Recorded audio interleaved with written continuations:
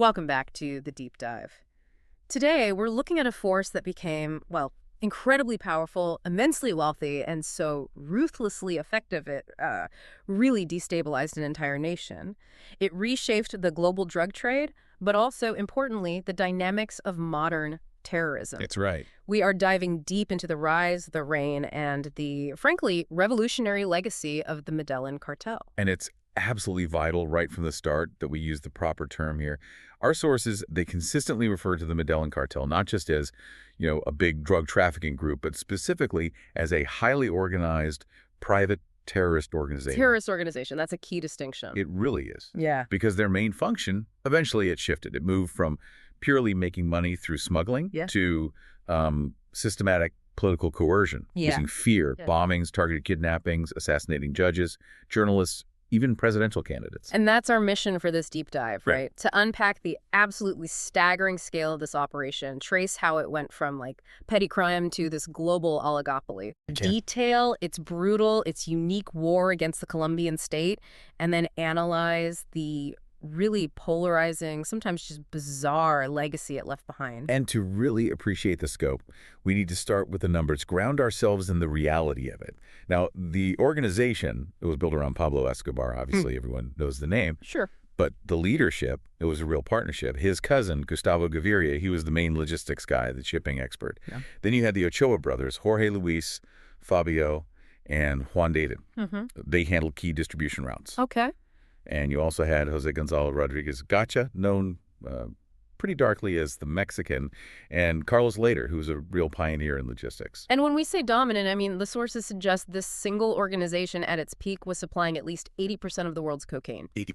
That level of market control, it's almost unheard of in any industry, really, let alone an illegal one. The sheer volume just into the U.S. market sometimes hit upwards of 15 tons of cocaine per day. 15 tons a day. And the money, naturally, matched the volume.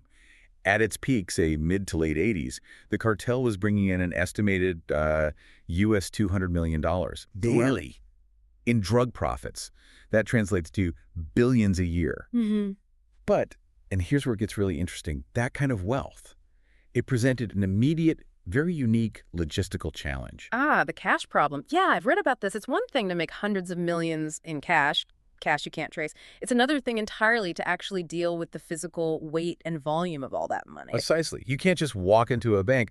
The sources describe these, well, frankly, absurd efforts to handle the physical cash, storing it in huge, high-security warehouses, burying millions in containers on remote farms across Colombia, spending enormous amounts just on rubber bands to bundle it, apparently, and dealing with securing it from, rats chewing through it, water damage, mold, or even rival thieves. Well, they were losing money just because they couldn't store it properly. Estimates suggest they'd write off maybe 10% to 20% of their profits annually. Hundreds of millions of dollars just gone, spoiled, eaten by rats, lost before they could even spend it or figure out how to launder it. Which kind of explains the desperate need to spend it on these huge, visible things like massive estates, zoos, stuff like that, non-productive assets. Exactly. This whole financial empire, it operated across Colombia, obviously, had crucial hubs in Panama, the Bahamas, relied on coca paste coming from Peru and Bolivia, and it just flooded major U.S. cities, L.A., New York, but especially Miami. Right. And this empire, it basically dominated the cocaine trade for roughly 2 decades, didn't it? From about 1976 until Escobar finally died in 93. So how did this colossus even get started? We have to go back to Escobar himself, right? His path before cocaine became the big thing. Yeah, and it's a fascinating, almost like you said, bizarre start. His early life in crime was really small-time, opportunistic, but it showed this early flair for fraud. The tombstones. The tombstones, yeah. Sources detail how he apparently began by stealing tombstones from cemeteries. Think about that. He'd allegedly sand down the granite markers, erase the names and dates, make them look fresh, and then resell them to funeral homes. Wow, that's audacious and grim. It tells you something, right? About his disregard for social norms, even then. From there, he quickly moved up. Highly organized car theft in Medellín. Then into the really lucrative but also very dangerous world of illegal cigarette and liquor smuggling. Okay. This allegedly got him involved in the violent Marlboro Wars. These were turf conflicts over controlling the black market for contraband. It sort of foreshadowed the later drug wars, you could say. And he was already using violence even then. It wasn't just about the money. Crucially, yes. He'd already embraced violent extortion. He got involved in early kidnappings for ransom, notably the alleged 1971 kidnapping and subsequent murder of a wealthy Medellin businessman. Right. So you see this progression: fraud, property crime, then violent extortion. It sets the stage for the plata o plomo, silver or lead strategy that would define his whole career. For Escobar, violence wasn't, a last resort. It was a fundamental business tool. Okay, so he's established in crime, but how does he make the leap to cocaine? Well, the transition was really driven by historical timing and just simple economics. Back in the 1960s, cocaine wasn't a big deal in Colombia. The trade routes were mostly run by neighbors: Argentina, Brazil, Chile. Key ports were Rio, Valparaiso. Transshipment points were Havana, Panama City. And Colombia was mostly known for. Marijuana. That was the big illegal export back then. But then 1973 happened. Exactly. The military coup in Chile. That led to these brutal crackdowns on the existing drug networks there. So suddenly, Chilean traffickers needed new, safer routes north. And many looked to Colombia. Creating a vacuum. A perfect vacuum for ambitious Colombian smugglers like Escobar and his cousin, Gustavo Gaviria, to step into and fill. And cocaine itself just had more appeal than marijuana. Oh, absolutely. Logistically, it was perfect. It packs much tighter, right? So you maximize your profit relative to the volume and weight you're smuggling. The profit potential was just exponentially greater. Makes sense. And the production importing the coca paste from the Andes, refining it that could be effectively monopolized in South America. Unlike marijuana, which was increasingly being grown closer to the North American markets anyway. Plus, the demand side changed too, right? In the U.S.? Definitely. By the late 70s, cocaine wasn't obscure anymore. It became a status symbol. It gained this huge prestige in the U.S., especially in Hollywood circles, the big party scene down in Miami. It was just irresistible for criminal entrepreneurs. Okay, so the conditions are right. But how did they solve the actual how? Getting it into the U.S. reliably. This is where Lader and Jung come in. This is the pivotal early partnership that cracked the infrastructure problem. Carlos Lader and George Jung. Boston George. The sources, they detail how they met as bunkmates in prison, FCI Danbury in Connecticut.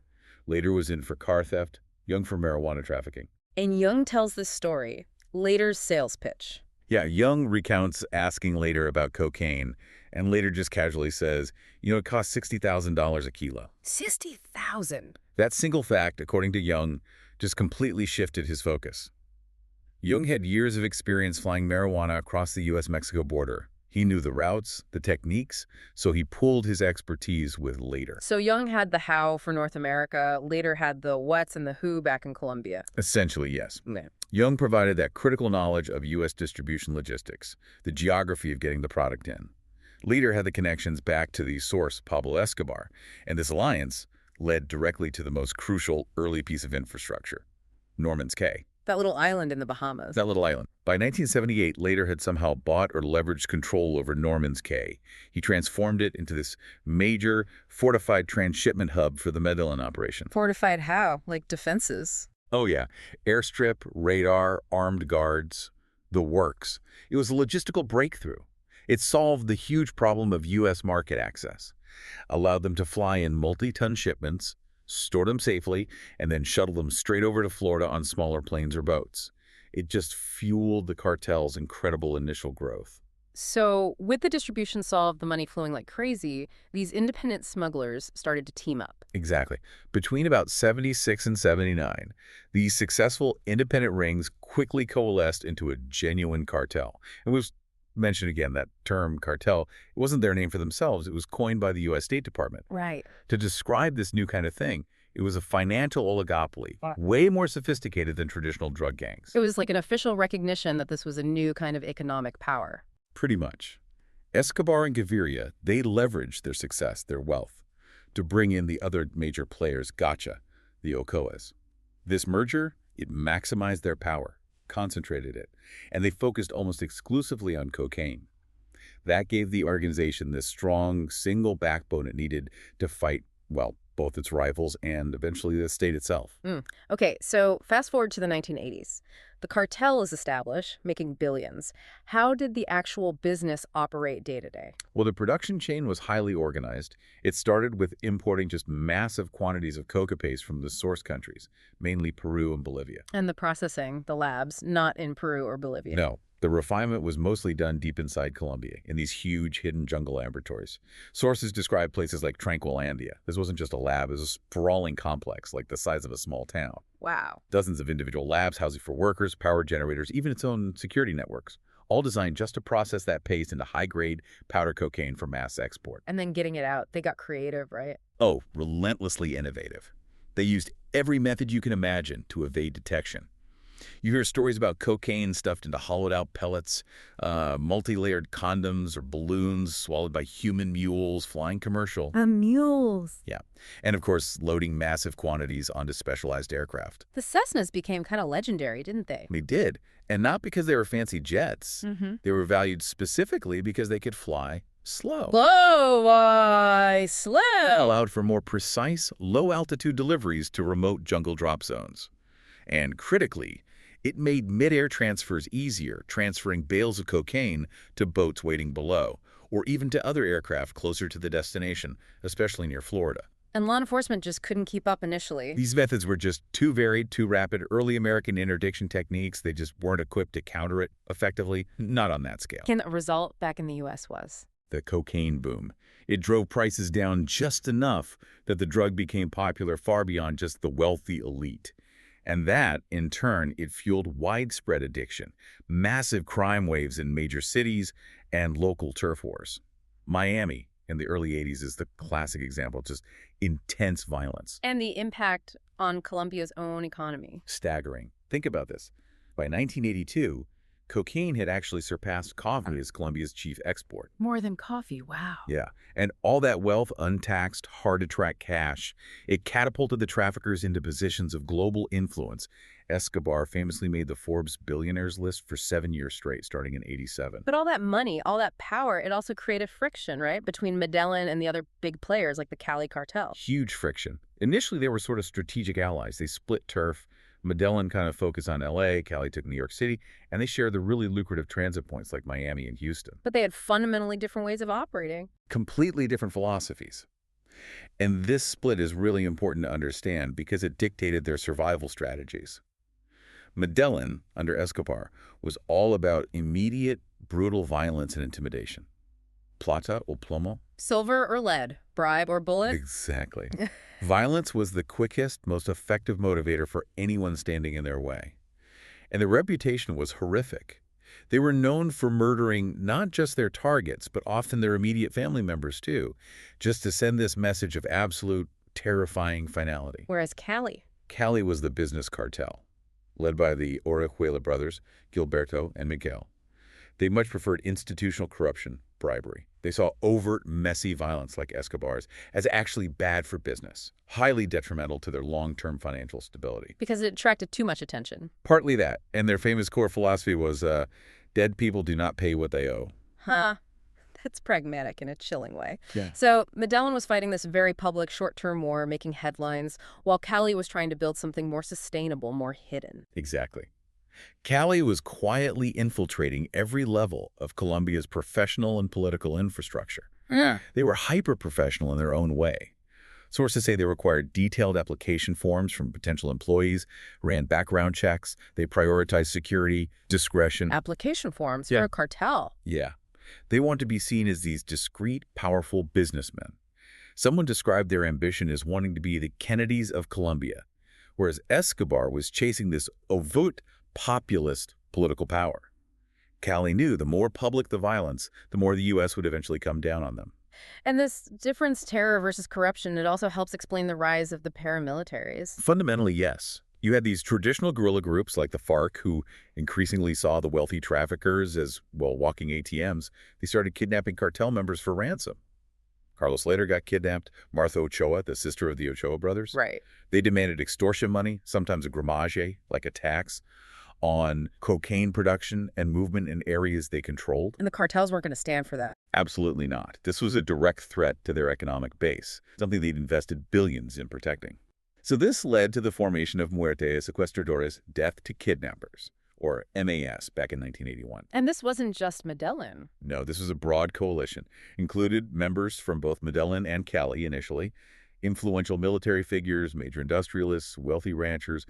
anyone whose financial interests or land holdings felt threatened by the leftist insurgents. So it started as defense, but quickly became an offense. Very quickly. Yeah. MAS transitioned from just anti-kidnapping defense into a full-blown political terror apparatus. By 1983, these MAS death squads were already linked to something like 240 political killings, systematically targeting community leaders, labor organizers, local officials, anyone suspected of being a subversive or sympathetic to the guerrillas. And Escobar's role in this grew. Massively. By the mid-'80s, Escobar was funneling enormous amounts of cash into MAS. He was effectively privatizing state-level violence. They bought modern military gear, AKMs, FNFAL rifles, often through corrupt military contacts. And the training. I read they brought in foreign instructors. Critically, yes. They hired specialized foreign trainers. British, Israeli, American military veterans, often ex-Special Forces guys, to teach counterinsurgency tactics, how to handle explosives, high-level assassination skills. That's chilling. Outsourcing military training. It meant the cartel's private army could operate with a level of precision and strategic planning, usually reserved for actual state forces. It just completely blurred the lines between private criminal muscle and state conflict. Made the traffickers incredibly hard to fight, using just normal police methods. And locally, he needed muscle too, right? For debt collection and intimidation. Right. So around the mid-'80s, he formalized his enforcement wing, founded the Oficina de Envigado, the office. It was an actual physical office in Envigado, a suburb of Medellín, basically a criminal debt collection service, and Oficina de Cobro. It dispatched teams of sicarios, hired killers, who formed the backbone of the cartel's street-level violence against anyone who didn't choose plata when offered plomo. This whole infrastructure became absolutely critical for the war against the government that was coming. So with the muscle in place, the war really kicks off when Escobar tries to go legitimate, tries to enter politics. His ambition was just boundless. In 1982, he really capitalized on this Robin Hood image he'd cultivated. He actually got elected briefly as an alternate member, a suplente to the Colombian Chamber of Representatives for the Liberal Party. How did he manage that?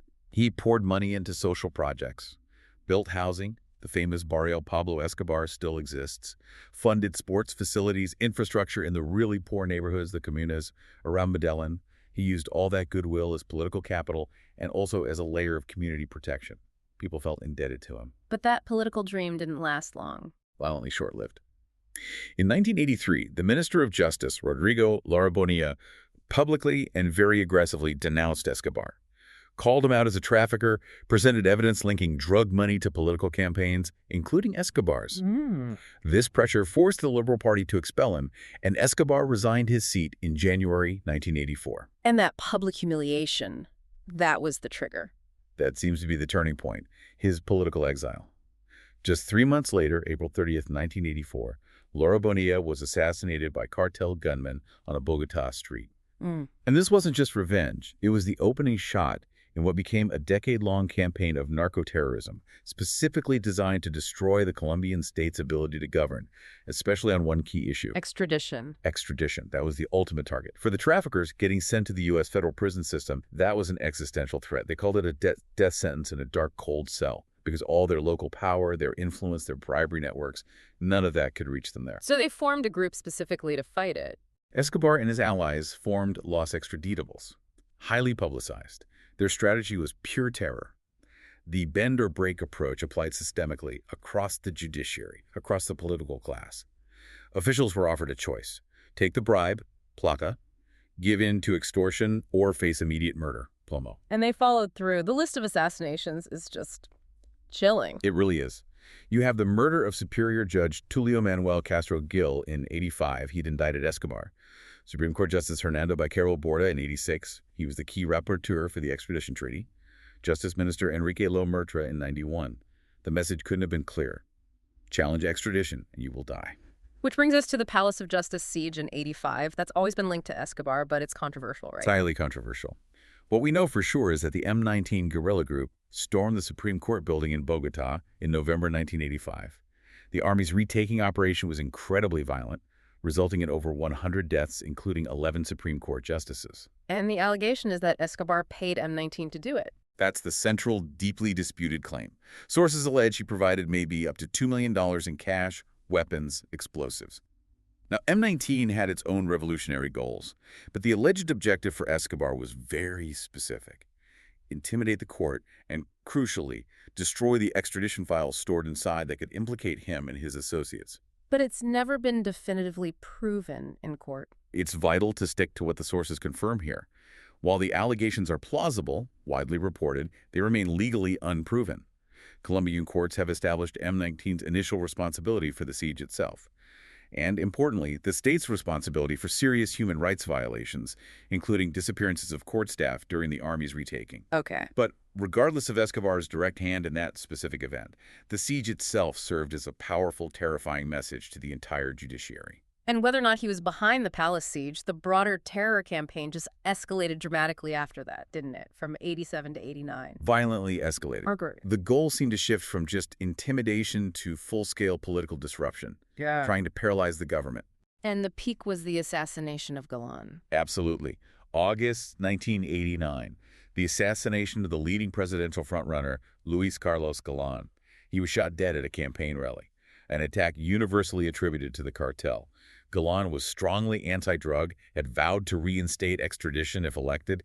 His murder just plunged Colombia into this state of national shock, a real governmental crisis. It was basically open warfare at that point. Completely. And the cartel showed its willingness to inflict massive, indiscriminate civilian casualties just months later.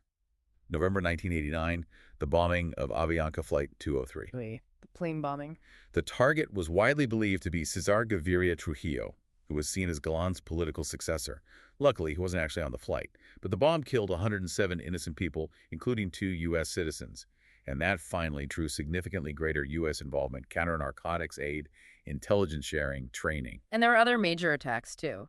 Oh, the list of atrocities from that period is just horrifying. The Das building bombing in Bogotá, targeting Miguel Maza Marquez, the head of Colombia's intelligence agency. That bomb killed 52 civilians. Unbelievable. Overall, estimates suggest the cartel was responsible for around 3,500 killings during its reign, including a devastating toll of over 500 police officers specifically targeted and murdered in Medellin alone. This wasn't just crime anymore. It was a sustained, organized war against the very fabric of the Colombian state. So the end game for the cartel, it actually begins with Escobar achieving a kind of twisted victory in 91. In a way, yes. The campaign of terror, it worked to a degree. It resulted in this massive concession from the state. The new 1991 Colombian Constitution included a ban on the extradition of Colombian nationals. Yeah. So they won an extradition, at least temporarily. Temporarily. Yeah. And it was widely seen, internationally, as a direct result of the cartel's relentless pressure and violence. And under this new reality, Escobar surrendered. He surrendered in June 1991. But under an agreement, he basically negotiated himself. He agreed to be confined. But in a prison, he essentially designed and had built La Catedral. La Catedral. The luxury The dorm. absurdity of it is just off the charts. It was officially built as a maximum security facility, but as anything but. It was a self-designed luxury compound. It had a fully stocked bar, a giant satellite dish for communications, a professional-grade football pitch where he hosted games, even a waterfall. And the guards. Guarded by his own hand-picked men. Sources describe him conducting cartel business from inside, receiving guests whenever he wanted, basically running his empire from confinement. It sounds more like a resort headquarters than a prison. Pretty much. The sources mention specific details like high-end gold bathroom fixtures, fine imported liquors, the ability to order takeout from Medellin restaurants. It was a complete mockery of the justice system. It allowed him to continue directing operations, collecting debts, maintaining total control of his network. How long did that last? The charade finally collapsed in July 1992. Escobar ordered the torture and murder of 2 of his own high-ranking associates inside La Catedral. Kills them right there. Inside the prison. Inside the prison. It proved he had total impunity, that the government had zero control. So the Colombian government finally decided they had to move him to a real military facility. And he just walked out. He was tipped off, apparently, and escaped with very little resistance before they could transfer him. This triggered a massive nationwide manhunt that lasted 16 months. And his escape, it happens around the same time this new group emerges, Los Pepes. Exactly. His escape coincides with the rise of this vigilante group, Los Pepes. And that dramatically changed the power dynamics on the ground. Escobar always had enemies, of course, but the internal feuding really turned fatal around this time. The Cali Cartel, remember, had been escalating its rivalry since Medellin bombed the Monaco apartment building in '88, targeting Escobar's family. So Los Pepes wasn't a government group. No. Los Pepes, it stood for Perseguidos por Pablo Escobar, people persecuted by Pablo Escobar. Officially formed around January 1993, it was this ruthless, shadowy force, largely financed, intelligence suggests, by the Cali Cartel, and led by former Medellin members who had personal vendettas against Escobar, most famously the Castaño brothers. And they fought Escobar how? They basically adopted Escobar's own brutal tactics and turned them against him, escalating the violence to unprecedented levels, targeting his family members, his lawyers, his financial associates, bombing his properties. It was essentially the cartel tearing itself apart from the inside. Wow. This vigilante war, it accelerated Medellin's internal collapse far more quickly than the state alone probably could have managed. That, combined with the relentless pressure from the Colombian search bloc, which was trained and heavily assisted by U.S. technology and intelligence operatives, effectively cornered Escobar. Which leads to the final moments in December '93. The final hunt ended on December 2nd, 1993. The day after Escobar's 44th birthday, he was tracked down to a middle-class residential house in the Los Olivos neighborhood of Medellin. And the fatal mistake was a phone call. That's what the sources clearly indicate. Yeah. He made a phone call from the hideout to his family, his wife, and kids, who were being protected by the government in a hotel in Bogota at the time. And they traced it. U.S. tracking technology. They were using highly sensitive radio directional finding gear specifically deployed to monitor any transmissions he might make.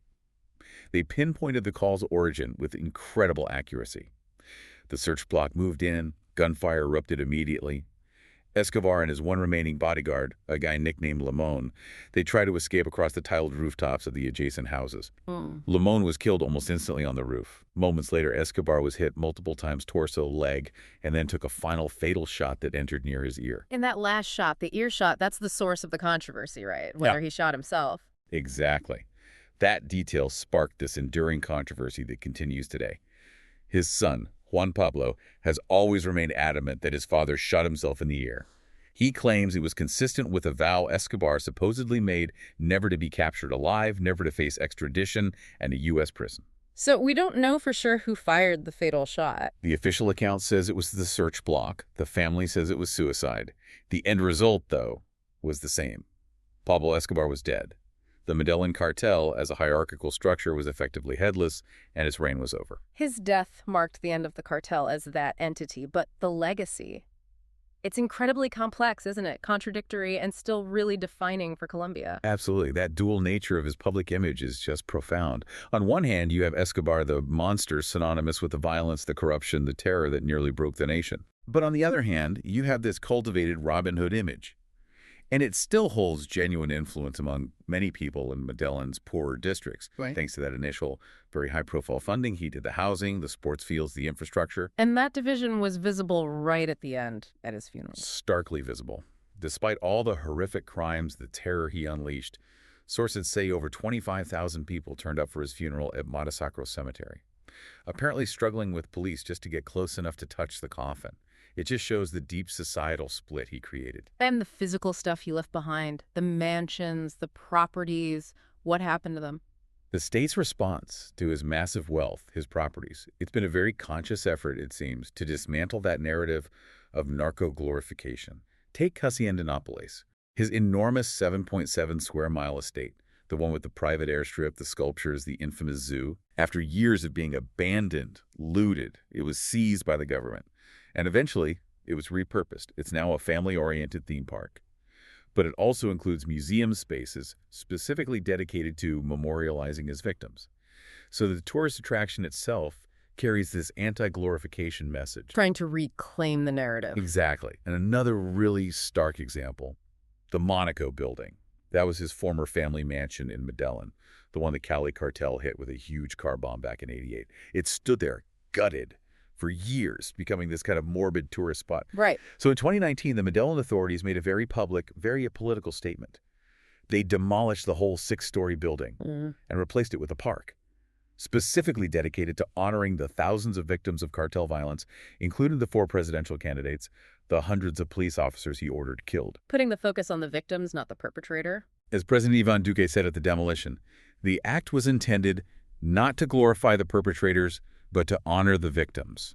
It's this active, ongoing effort by the city, by the nation, to redefine its memory and firmly reject the Escobar figure. But then there's the other legacy, the most successful, maybe the weirdest, certainly the most uncontrollable physical legacy of all that extravagance, the hippos. Ah, the cocaine hippos. Yeah. Yeah, this is a truly unique story in, environmental history.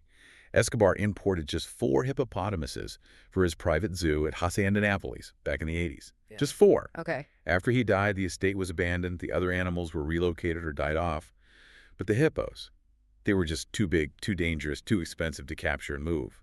So they were basically just left to fend for themselves in the lakes and rivers around the estate. And they did more than fend for themselves. Oh, they thrived. They started reproducing rapidly. They dispersed out from Naples along the massive Magdalena River basin. And they created the world's first known feral breeding population of hippos, a megafauna species outside of Africa. How many are there now? The population growth is explosive. By the early 2020s, estimates were somewhere between 80 and 120 hippos. But the population models are alarming. If they're left unmanaged, that number could potentially exceed 1,000 by 2050. And that's bad for the local environment. Ecologically, they pose huge risks. They displace native Colombian species like manatees and capybaras. They change the aquatic vegetation because they eat so much. Their waste, tons of it, fundamentally alters the water chemistry, which can affect fish populations. And there are worries about them potentially spreading pathogens to livestock or even humans. Can't they just manage them, control the population? It's incredibly difficult. The sources detail these immense challenges. Local communities, some of them actually see the hippos as charismatic, maybe even good for local tourism, which complicates efforts like sterilization or culling. There are these ongoing, multi-million-dollar international plans being discussed, trying to capture dozens of them, relocate them to sanctuaries in places like Mexico and India, just to try and curb the population explosion. It's this literal biological inheritance of unchecked criminal excess. So wrapping this up, we've tracked the Medellín Cartel from Escobar's, petty criminal beginnings. Yeah, the tombstones. Right. Through those vital logistical breakthroughs like Norman's Cay that really fueled the cocaine boom, into that full-scale narcoterrorism campaign designed purely to defeat extradition. The war against the state. Exactly. Culminating in his death, the destruction of his assets, and this bizarre biological inheritance he left behind with the hippos. And the sources are really clear on this. The collapse of the Medellín Cartel, it didn't end Colombia's role in the cocaine trade. Not by a long shot. It just shifted the dominance. First, it went to the more discreet, business-like Cali Cartel. And then, after Cali was eventually dismantled too, it fragmented into smaller, more decentralized, harder-to-track networks.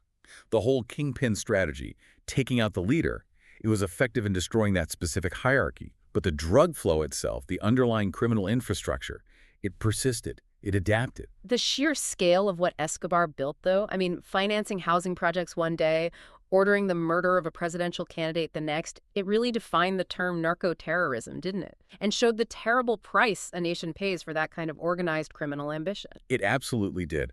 But the ultimate, maybe profound question that the sources leave us with is, when a criminal empire like this finally falls, what actually remains? What lasts? Yeah, what's the final takeaway?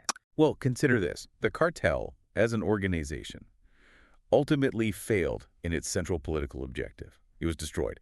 Extradition eventually happened for many others. His vast properties, they're now either memorials to his victims or, family theme parks designed specifically to dispel his myth. Right, the anti-legacy. Exactly. Yet the hippos, this symbol of completely unnecessary, absurd extravagance, they haven't just survived. They've successfully colonized an entire ecosystem. They're posing this escalating environmental threat that could last for centuries. So what does that say? What does it say about human control, or maybe the lack of it, that the most successful, the most self-sustaining entity to emerge from Pablo Escobar's entire multi-billion-dollar empire isn't the criminal network he founded, but a herd of invasive African megafauna thriving, basically uncontested, in the Colombian jungle? It's maybe the ultimate uncontrollable cost of a legacy built entirely on excess.